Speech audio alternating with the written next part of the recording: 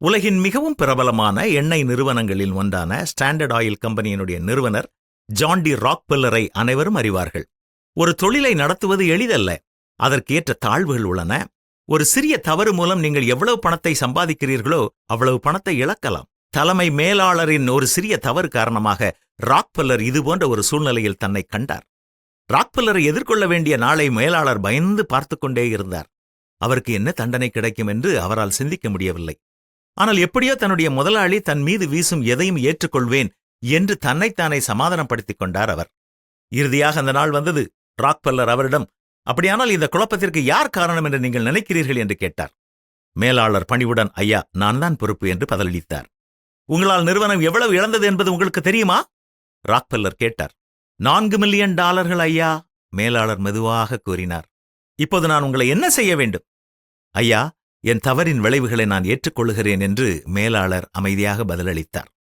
Rockefeller ஒரு நொடி அவரை பார்த்து, இவ்வளவு பணத்தை இழந்ததற்கு நீங்கள் பொறுப்பு என்பது உண்மைதான். ஆனால் பல லாபங்களை ஈட்டுவதற்கும் நீங்கள் பொறுப்பாக இருந்திருக்கிறீர்கள். நீங்கள் இந்த நிறுவனத்திற்காக உண்மையாகவே கடினமாக உழைத்திருக்கிறீர்கள். அதனால் இதை நான் மன்னித்து விடுகிறேன். எனவே மனம் தளராதீர்கள். நீங்கள் இழந்ததை ஈடு செய்ய கடினமாக உழையுங்கள். இதைப்போல மீண்டும் நடக்க விடாதீர்கள் என்றார் ராக்பெல்லர். மேலாளர் அவருடைய தாராளமான மனப்பான்மையால் நெகிழ்ந்தார்.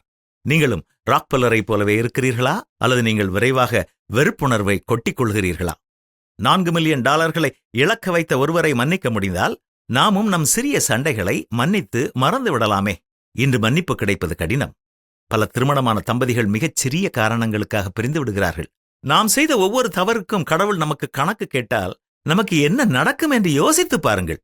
கடவுளிடமிருந்து இரக்கத்தை எதிர்பார்க்கும் பொழுது நாமும் இரக்கம் காட்டுவது நியாயம்தானே?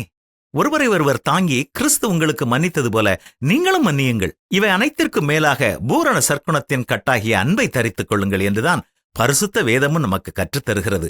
அன்பு செலுத்துவோமா?